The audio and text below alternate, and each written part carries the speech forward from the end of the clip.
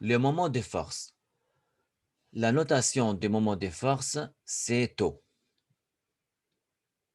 C'est une grandeur physique qui est égale à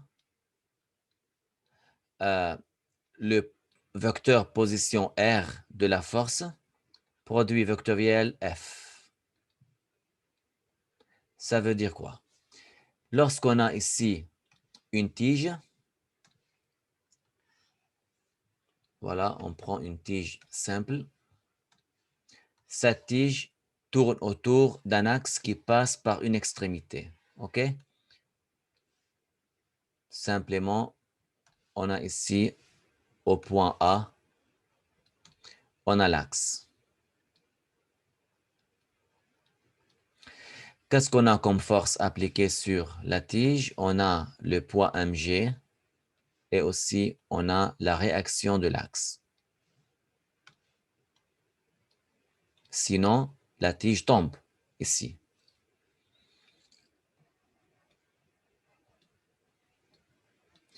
Très bien. C'est quoi le moment de force? Il faut calculer le moment de force par rapport à un point de pivot. C'est très important ces points-là. Avant de calculer taux, il faut préciser c'est quoi le point de pivot. C'est à vous de préciser. Ça veut dire quoi? Si moi, je veux calculer la valeur de R, alors je prends le point de pivot, par exemple, en point B. Si moi, je veux calculer mg, alors je prends le point de pivot en point A. Il ne faut pas avoir à la même position. Par exemple, ici, je veux bien calculer taux de mg, par exemple. Dans ce cas-là, je prends le point de pivot en point A. Alors, le point de pivot en A.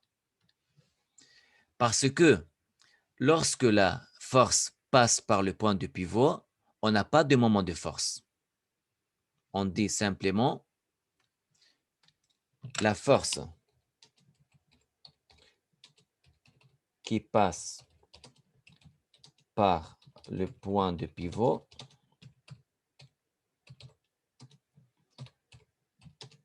n'a pas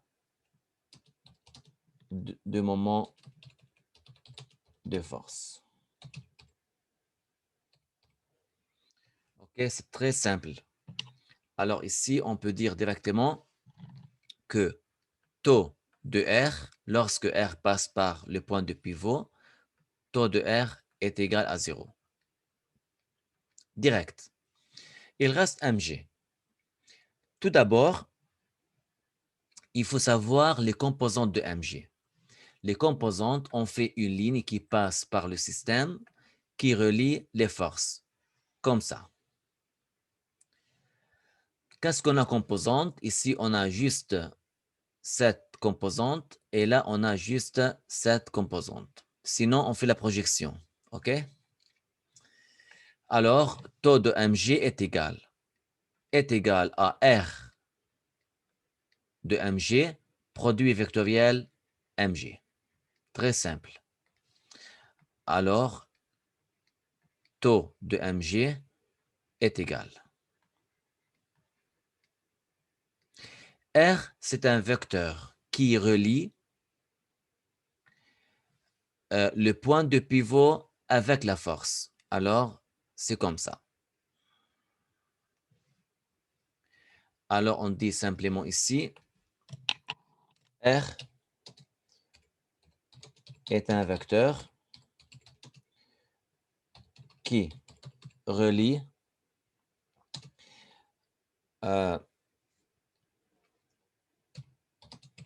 le point de pivot et la force.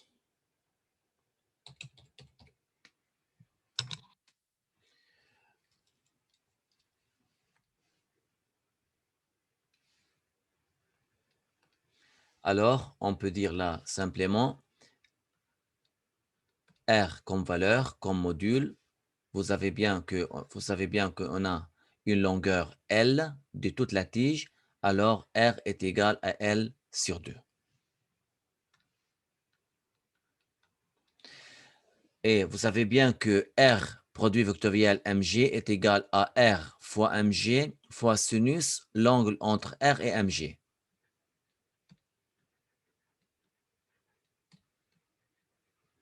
Qui est égal à 90. Regardez bien, entre R et mg est égal à 90. Sinus 90 est égal à 1. R est égal L sur 2 fois mg, voilà, fois 1. Là, c'est le module. Qu'est-ce qu'on a à propos de la direction? Parce qu'on a ici un vecteur, il faut préciser la direction.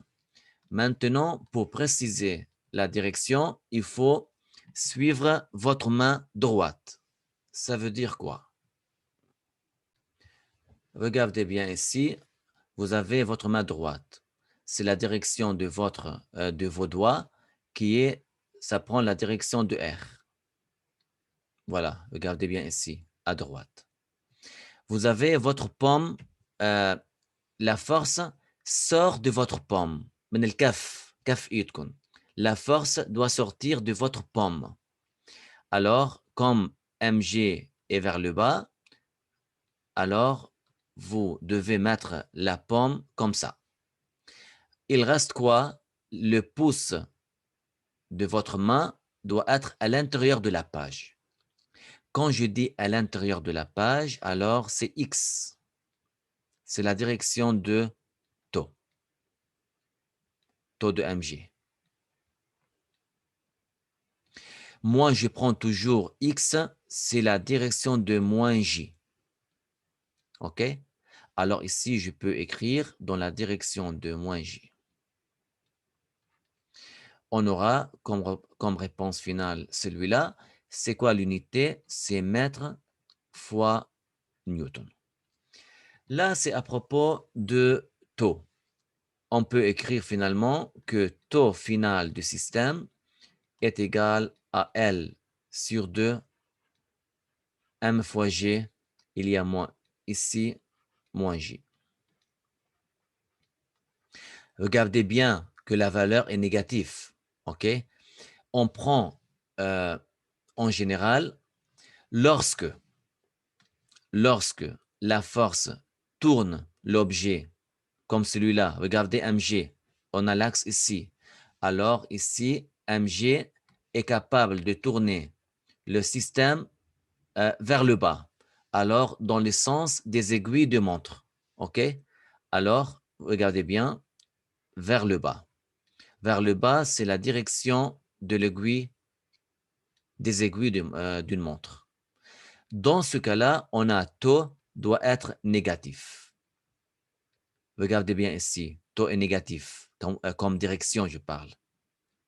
Et si la force tourne l'objet contre le sens des aiguilles d'une montre, alors, comme celui-là par exemple, si on a ici une force qui pousse la tige vers le haut, alors on peut dire là que F tourne la tige dans la direction contre le sens des aiguilles, taux doit être positif. Je vous donne un exemple très simple sur ça.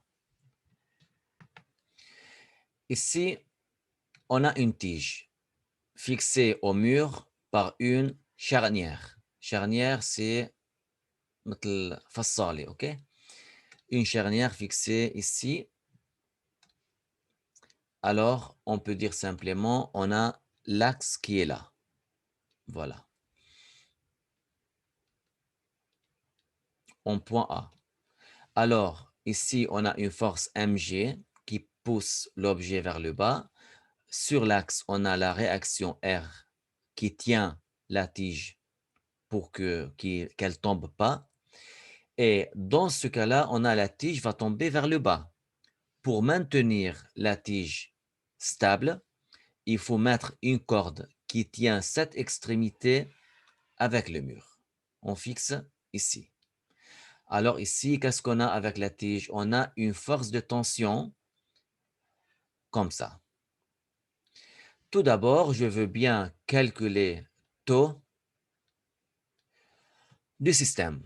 Alors ici, il faut mettre toutes les composantes des forces. Qu'est-ce qu'on a ici? Tout d'abord, on fait l'axe along la tige. On a R avec une seule composante perpendiculaire comme ça. On a MG aussi avec une seule composante. Et là, on a T avec deux composantes. Là, on a TX, pardon, TY, et là, on a TX.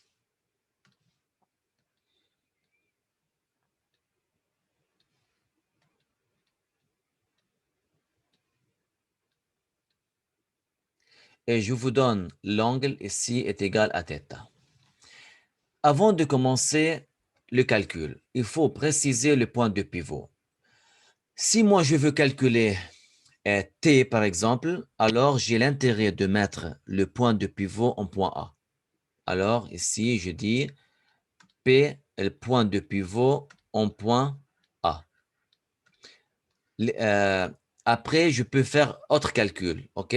Je peux faire le calcul lorsque le point de pivot se trouve en point B, ici. Alors, avant de commencer, en général, laissez-moi dire est-ce que taux est négatif ou positif. Là, on a MG et on a TY, on a TX. Tout d'abord, on a R passe par le point de pivot. Et aussi, on a TX passe par le point de pivot. Pourquoi? Regardez bien, on peut prolonger TX. Ça passe par le point de pivot. Alors, on peut dire directement que on peut dire taux de Tx est égal taux de R est égal à 0. Parce que passe par le point de pivot. Très bien. Qu'est-ce qu'il reste? Il reste taux de Ty plus taux de Mg. Avant de commencer, regardez, Mg tourne, essaye, ok, elle essaie comme force de tourner l'objet vers le bas. Quand je dis vers le bas, alors dans le sens des aiguilles d'une montre. Alors il faut que taux doit être négatif. Et on a ici Ty qui pousse l'objet vers le haut. Alors c'est dans le sens contre les aiguilles d'une montre. Alors ici, taux de Ty doit être positif. On fait le calcul et on va voir. Alors ici, on a euh, taux de Mg négatif et taux de Ty est positif. On verra.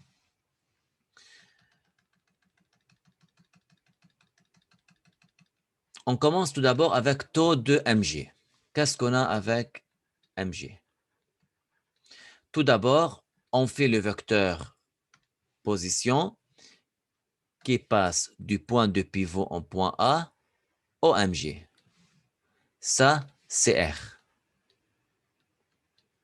La longueur de R est égale à L sur 2. Alors ici, on a R, produit vectoriel Mg. R est égal à L sur 2 fois Mg fois. Il faut presque... OK, on voit bien que sinus 90, alors fois 1. C'est quoi la direction maintenant? On prend votre main droite, vous mettez les 4 doigts, on a 4, OK? Dans le sens de R, et il faut que Mg sorte de votre paume. Alors, on peut diriger la main vers le bas. On voit bien ici, on a le sens de vos doigts, il est comme ça. On a le sens de Mg, il est vers le bas. C'est votre paume. c'est votre doigt. Et après, vous avez le pouce de votre main va être à l'intérieur. Alors, ça veut dire dans le sens de X, dans le sens de moins J. Très bien. Alors ici, on aura moins J. Mètre fois Newton. Regardez bien, taux de mj est négatif. Pourquoi? Parce qu'il est dans le sens des aiguilles d'une montre. Voilà, c'est une valeur dans le sens négatif. On peut dire ça, c'est mieux. Qu'est-ce qu'on a à propos de ty est égal, ok, avant c'est bien d'effacer ça et ça. Voilà. R de ty, c'est un vecteur qui passe de A à ty. La longueur, c'est L, ça c'est R, tout ça. Alors, on a ici R fois ty. Le module, c'est L fois ty. Comment peut-on calculer ty? Par ce triangle-là, sinus θ est égal ty sur t.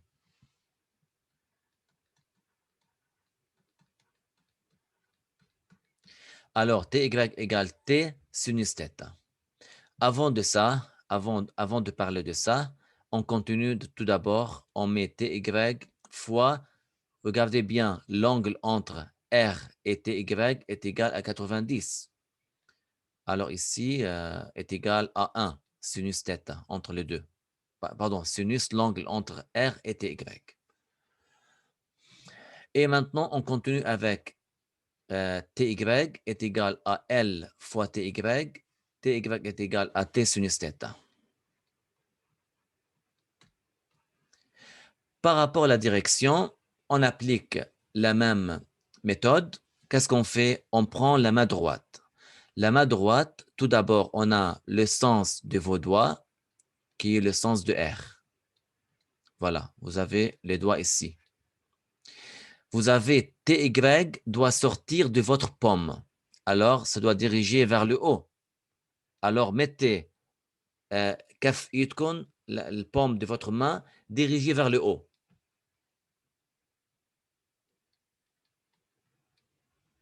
Regardez bien le pouce. Le pouce, il est dirigé à l'extérieur de la page. À l'extérieur, ça veut dire point. Point, ça veut dire plus J. Alors ici, on a plus J.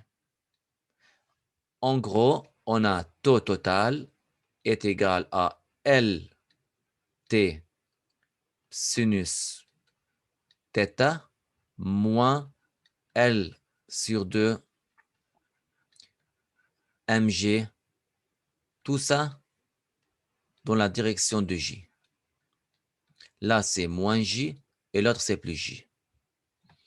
L'unité, c'est mètre fois Newton. Ça, c'est en général. Je vous donne une équation qui concerne les moments de force taux. Vous savez bien, dans le mouvement linéaire, on a appris la loi de Newton. F est égal à m fois A. Dans les calculs rotationnels, mouvement rotationnel, on ne parle pas de F, on parle de taux. Sommation de taux. À la place de M, on parle de moment d'inertie I. On a déjà parlé de ça, qui est égal à ICM plus MD au carré. Et fois, on ne parle pas de A, on parle de alpha, l'accélération angulaire. Voilà, c'est la comparaison entre les calculs linéaires et rotationnels. C'est à retenir par cœur. Voilà.